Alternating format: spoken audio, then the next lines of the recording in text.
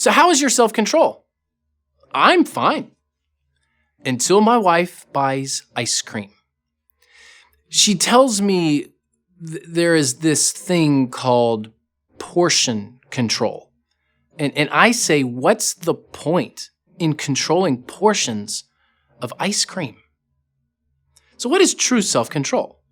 Is it something within you? If so, I'm in trouble. What is self-control according to the Bible? I mean, if you look at Genesis chapter 3, the serpent tempts Adam and Eve in the Garden of Eden. And the very first temptation is this. It's you are the one who should determine what is good for you. That's the basis of the first temptation. You don't need God to tell you what's good for you. You can determine what is good for you. But when that forbidden Pop-Tart is placed in front of us, we take a bite because we can't help ourselves. Well, here's a little hint. Self-control is not about self at all. It's not about controlling the urgent. Self-control is all about choosing the eternal. Self-control is the ability to choose the eternal over the urgent.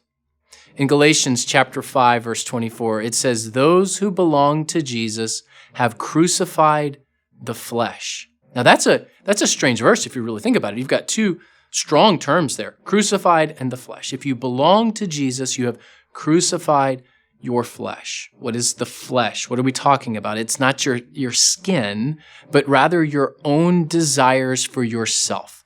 The flesh tells us we need things now. I want ice cream now.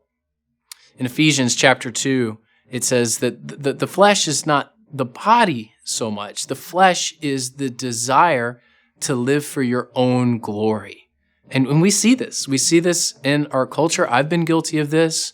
I'm sure some of you have thought this way. I mean, it's this attitude of, I've just got to be me and then I'll be okay. Or I'm a self-made person, so don't try to tell me what to do. Or, hey, I'm just looking out for number one. Those are the things that we should crucify. In Ephesians chapter 2, verse 3, Paul writes there that these thoughts are the inclinations of our flesh. It's short-sighted thinking. It's not eternal thinking. But God, what God does, as we learn in Ephesians, is he transforms us eternally through Christ. So self-control doesn't exist by itself. When it does, it's self-centered. Self-control is not something you do for yourself. Self-control, just for yourself, is a crushing burden. And when it's all about you, you lead yourself into destructive behavior. You should want something more than just your own fulfillment, than just your own happiness or pleasure or enjoyment. Because there is more to life than just what is in front of you right now, the things that you want right now. In fact, you can't have you, the real you, without God.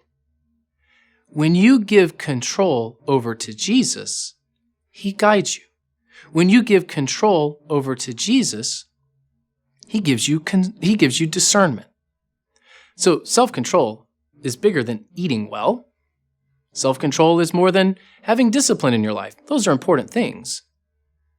Self-control only comes when we realize we don't control ourselves. So give up control to Jesus, and he will give you his freedom.